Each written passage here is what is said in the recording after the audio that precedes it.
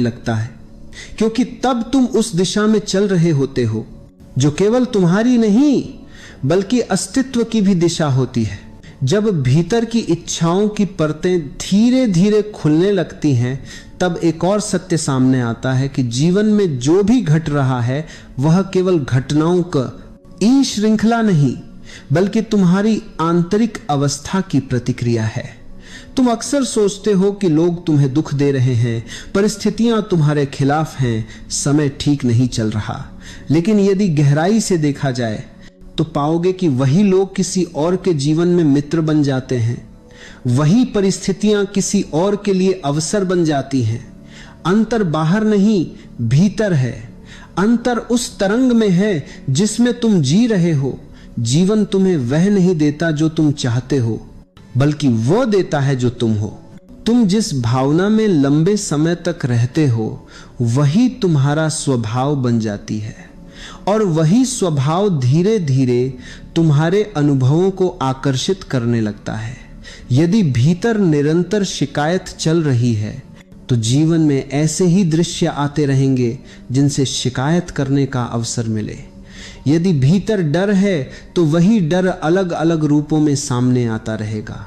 डर कभी असफलता बनकर आएगा, कभी अपमान बनकर, कभी असुरक्षा बनकर, और तुम सोचोगे कि यह सब मेरे साथ ही क्यों होता है। सच यह है कि तुम उसी तरंग पर जी रहे हो और अस्तित्व उसी तरंग को प्रतिध्वनित कर रहा है। अस्तित्व न्याय नहीं करता, वह पक्षपात नहीं करता, वह किसी को सजा या पुरस्कार नहीं देता, वह केवल प्रतिक्रिया देता है। जैसे पहाड़ों में तुम जो आवाज करते हो वही प्रतिध्वनि बनकर लौट आती है। यदि तुम क्रोध से भरे हो तो दुनिया में तुम्हें क्रोध ही दिखाई देगा। यदि तुम प्रेम में हो तो वही दुनिया अचानक नरम और सुंदर लगने लगती है। इसलिए दुनिया को बदलने का प्रयास व्यर्थ है। दुनिया बदलती है तब जब तुम्हारी दृष्टि बदलती है। मनुष्य अक्सर बाहरी संघर्षों में उलझा रहता है। वह लोगों से लड़ता है, परिस्थितियों से जूझता है, व्यवस्था को कोसता है। लेकिन यह सब लड़ाइयां बाहर नहीं, भीतर हो रही होती हैं। बाहर का संघर्ष भीतर के संघर्ष की छाया मात्र है। जब भीतर शांति नहीं होती तो बाहर हर बात युद्ध लगती है, और जब भीतर शांति उतर आती है तो वही परिस्थितियां चुनौती नहीं, अनुभव बन जाती हैं। तब तुम उनसे सीखते हो, उनसे भागते नहीं। यह समझ बहुत क्रांतिकारी है कि तुम्हारा दुख कोई शत्रु नहीं बल्कि संकेत है। दुख यह बताने आता है कि तुम्हारी आंतरिक तरंग और जीवन की धारा में सामंजस्य नहीं है। दुख कोई दंड नहीं बल्कि दिशा सूचक है। लेकिन मनुष्य दुख से भागता है, उसे दबाने की कोशिश करता है। वह उसे शराब, मनोरंजन, व्यस्तता या सपनों से ढक देता है। पर दुख दबाने से समाप्त नहीं होता, वह भीतर और गहरा बैठ जाता है। दुख से लड़ने की बजाय यदि तुम उसे सुनो तो वह तुम्हें तुम्हारे भीतर की असंगति दिखा देता है। तुम्हारे विचार बहुत शक्तिशाली हैं, लेकिन उससे भी अधिक शक्तिशाली हैं तुम्हारे भाव। कई बार तुम सकारात्मक सोचने की कोशिश करते हो, लेकिन भीतर भाव नकारात्मक रहते हैं। तब तुम्हें लगता है कि सकारात्मक सोच काम नहीं कर रही। असल में तुम शब्द बदल रहे हो, तरंग नहीं। अस्तित्व शब्द नहीं समझता, वह भाव समझता है। यदि भीतर डर है और तुम ऊपर से कह रहे हो कि मैं निर्भय हूं, तो अस्तित्व डर की ही प्रतिक्रिया देगा। इसीलिए परिवर्तन का मार्ग शब्दों से नहीं, भावों से शुरू होता है। भाव भी अचानक नहीं बदलते, वे धीरे धीरे बदलते हैं, सजगता से बदलते हैं। इसके लिए सबसे पहला कदम है देखना, बिना जजमेंट के देखना। जब तुम अपने भीतर उठ रहे भय को देखते हो और उसे गलत नहीं ठहराते, तब वह धीरे धीरे ढीला पड़ने लगता है। जब तुम अपने क्रोध को पहचानते हो लेकिन उसे सही या गलत का लेबल नहीं देते, तब वह अपनी शक्ति खोने लगता है। सजगता प्रकाश की तरह है, जहां प्रकाश जाता है वहां अंधेरा टिक नहीं सकता। जब तुम सजग होकर अपने भीतर देखते हो तो तुम्हें यह भी दिखने लगता है कि तुम्हारी प्रतिक्रियाएं स्वचालित हैं। कोई कुछ कहता है और तुम तुरंत प्रतिक्रिया दे देते हो, बाद में पछताते हो। यह स्वचालितता ही दुख की जड़ है, क्योंकि तुम वर्तमान में नहीं होते, तुम आदत में होते हो। ध्यान तुम है इस आदत से बाहर निकालता है। ध्यान तुम्हें प्रतिक्रिया और उत्तर के बीच थोड़ा सा अंतर देता है। उसी अंतर में स्वतंत्रता छिपी है। उसी अंतर में तुम्हारा नया जीवन जन्म लेता है। जैसे जैसे ये अंतर बढ़ता है, तुम्हें ये अनुभव होने लगता है कि तुम अपने विचार नहीं हो, तुम अपने भाव नहीं हो। वे आते हैं, जाते हैं, तुम उन्हें देख सकते हो, और जो देख सकता है वह उनसे बंधा नहीं रहता। यही बोध धीरे धीरे तुम्हारे जीवन की दिशा बदल देता है। तुम परिस्थितियों के गुलाम नहीं रहते, तुम उनके साक्षी बन जाते हो, और साक्षी बनने का अर्थ है मुक्त होना। जब यह साक्षी भाव भीतर उतरने लगता है, तब तुम्हारी ऊर्जा बिखरनी बंद हो जाती है। पहले जो ऊर्जा प्रतिक्रियाओं में नष्ट हो जाती थी, वह अब सजगता में रूपांतरित होने लगती है। तुम कम बोलते हो लेकिन अधिक प्रभावी होते हो। तुम कम लड़ते हो लेकिन अधिक स्पष्ट होते हो। तुम्हारा मौन भी बोलने लगता है, और जीवन तुम्हें उसी मौन के अनुसार अनुभव देने लगता है। धीरे धीरे तुम्हें यह भी दिखने लगता है कि तुम जो कुछ अनुभव कर रहे हो वह स्थायी नहीं है। सुख आता है, चला जाता है, दुख आता है, चला जाता है, सफलता आती है, असफलता आती है, लेकिन इनके पीछे जो देखने वाला है वह स्थायी है। वही तुम्हारा वास्तविक केंद्र है।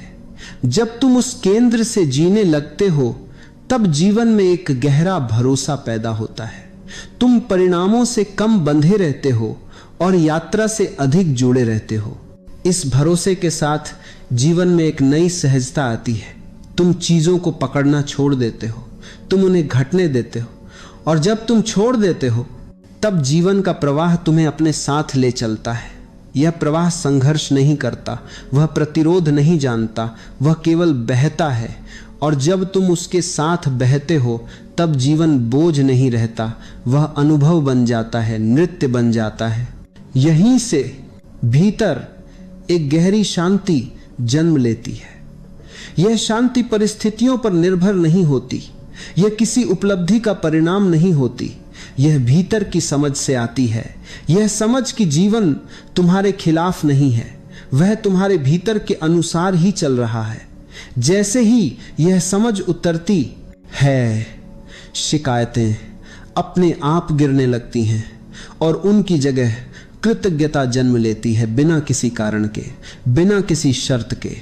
यह कृतज्ञता कोई अभ्यास नहीं, बल्कि जागरूकता का स्वाभाविक परिणाम है। जब तुम जीवन को दर्पण की तरह देखना शुरू करते हो, तब तुम हर अनुभव के लिए धन्यवाद देने लगते हो, क्योंकि हर अनुभव तुम्हें तुम्हारे भीतर के किसी हिस्से से परिचित कराता है, और यही परिचय धीरे धीरे तुम्हें पूर्णता की ओर ले जाता है। जब तुम अपने भीतर के अनुभवों को सजगता से देखने लगते हो, तब तुम्हें यह महसूस होने लगता है कि जीवन का वास्तविक उद्देश्य केवल बाहरी उपलब्धियां नहीं, बल्कि भीतर की जागरूकता और समझ है। हर घटना, हर व्यक्ति, हर चुनौती केवल तुम्हें स्वयं से मिलने का अवसर देती है। जब तुम इसे समझने लगते हो, तब जीवन में जो संघर्ष तुम्हें भारी लगता था, वह केवल तुम्हारे विकास का माध्यम बन जाता है। तुम देखते हो कि वही लोग जिन्होंने तुम्हें दुख पहुंचाया, वही तुम्हारे शिक्षक बन गए। वही परिस्थितियां जिनसे तुम निराश हुए, वही तुम्हें सिखाती हैं कि वास्तविक शक्ति भीतर से आती है। अक्सर मनुष्य अनुभवों को जल्दी में देखता है, वह घटना घटते ही प्रतिक्रिया दे देता है और फिर उसे भूलने की कोशिश करता है। लेकिन यही जल्दबाजी उसके भीतर ऊर्जा को बिखेर देती है। ध्यान और सजगता यही सिखाते हैं कि हर अनुभव का पूरा महत्व तभी समझा जा सकता है जब तुम उसे शांत मन और खुले हृदय से देखो। अनुभव चाहे सुखद हो या पीड़ादायक, वह केवल तुम्हारे भीतर के प्रतिबिंब को दिखाता है। जब तुम इसे स्वीकार कर लेते हो, तुम वो भीतर की ऊर्जा संतुलित हो जाती है। यह भी देखा गया है कि मनुष्य अक्सर परिणाम पर ध्यान देता है।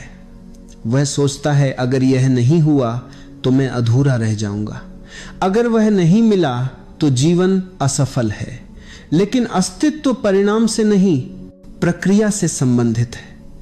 प्रक्रिया में उपस्थित होने का अर्थ है हर पल को पूरी तरह जीना, हर अनुभव को बिना प्रतिरोध के स्वीकार करना। जब तुम प्रक्रिया में ध्यान लगाते हो तब जीवन अपने आप सुलझने लगता है। जो भी बाहर घट रहा है वह भीतर की स्थिति के अनुसार ढलता है। असली मुक्ति तब आती है जब तुम यह समझ जाते हो कि तुम अपने अनुभवों के निर्माता हो। तुम्हारे विचार, तुम्हारे भाव, तुम्हारे निर्णय, वे सभी तुम्हारे जीवन की दिशा तय करते हैं।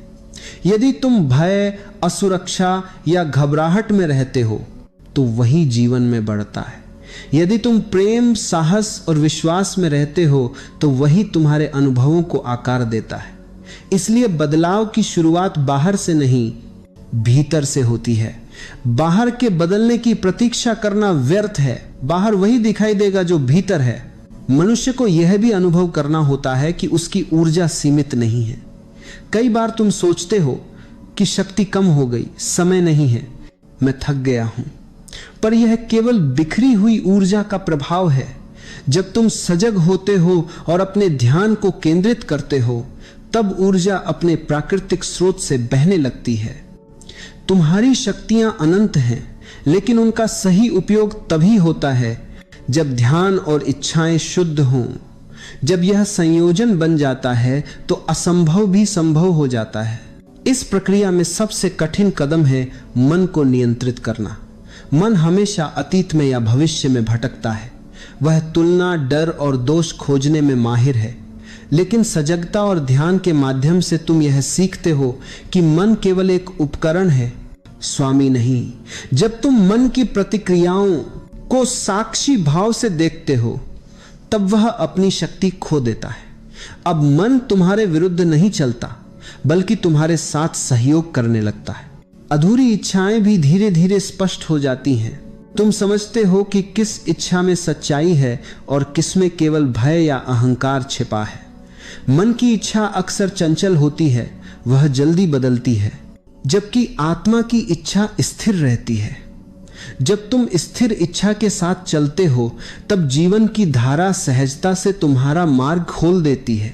संघर्ष की जरूरत कम हो जाती है और अनुभव में एक नया प्रकार का आनंद पैदा होता है।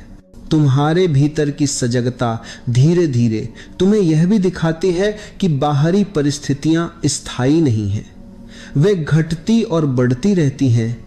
सुख और दुख आते और जाते रहते हैं, पर साक्षी भाव स्थायी होता है। यही स्थिर केंद्र तुम्हारे जीवन को संतुलित बनाता है। जब तुम इस केंद्र से जीते हो तब कोई भी बाहरी परिस्थिति तुम्हें हिला नहीं सकती। तुम अपनी ऊर्जा को स्थिर रखते हो और वही स्थिरता जीवन में स्थायित्व और संतुलन लाती है। इस समझ के साथ जीवन में विश्वास और धैर्य जन्म लेते हैं। तुम परिणामों से बंधे नहीं रहते, बल्कि प्रक्रिया और यात्रा में जुड़ जाते हो। तुम समझते हो कि जीवन तुम्हारे खिलाफ नहीं है, बल्कि